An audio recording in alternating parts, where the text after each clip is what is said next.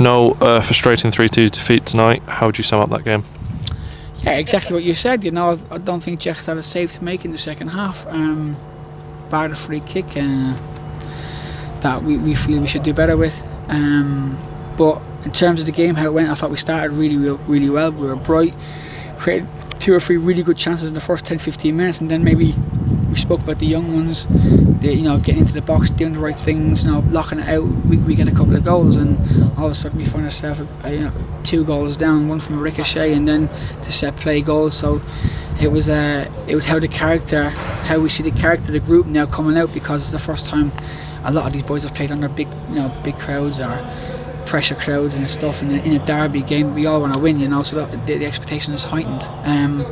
But I thought we got back to, we set ourselves down, we got back to moving the ball around. We scored 2 really good goals, and we get ourselves back in the game. And then obviously to lose it to a goal we did, it's frustrating. But again, it's learning for us. I think we spoke about the Liverpool goal on the weekend, and the debate about whether we get a wall or not obviously came into Jack's mind, and unfortunately for us it went against us. So he has to live and we have to live and learn, and we crack on. I thought we pushed near the end.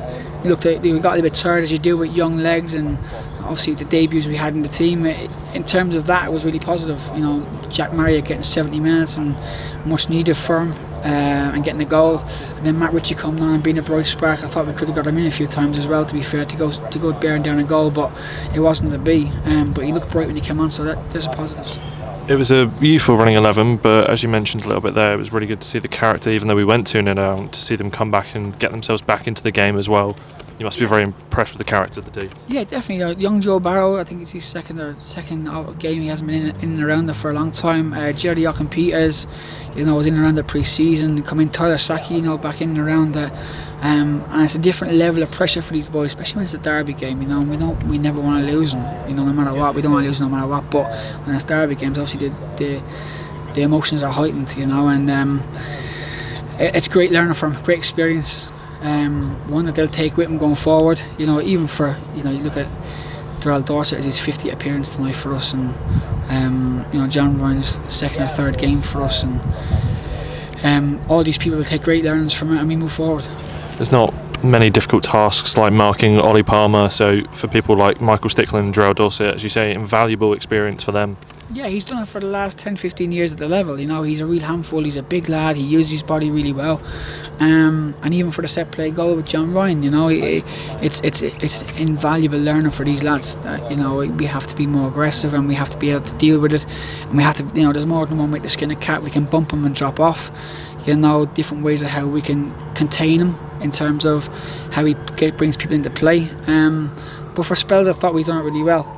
And we kept them at bay, especially second half. I don't think they hurt us. And the free kick is the free kick, but if you look at it, we're crossing the ball and we're trying to get in the box. And we've young Borgie's had a great chance to get us back to 3-3, and he just leans back, puts it over the bar.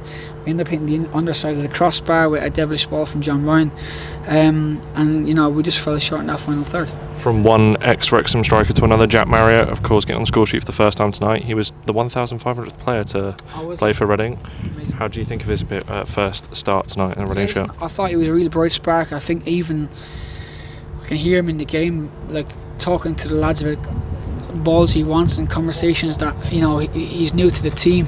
Like Matt Ritchie's new to the team, and we've got a team that the young boys haven't really trained with us as much this season, with Joe and Jerry. So coming in and understanding and getting to know each other is really important. And it's all relationship building. It's a positive for us because we get 70 minutes into Jack with a great goal. We get 25 minutes into Matt Ritchie, puts on a positive display, and he looks really bright. And then the young ones coming in, they understand what it takes to play for the shirt and under pressure situations. It's been a very busy schedule to start this League One season. What's kind of the plan for you guys now across the international break? You've got a bit of time off. Are the players going to have time off, or are they in the training ground? Yeah, you look at who obviously we left 10 behind.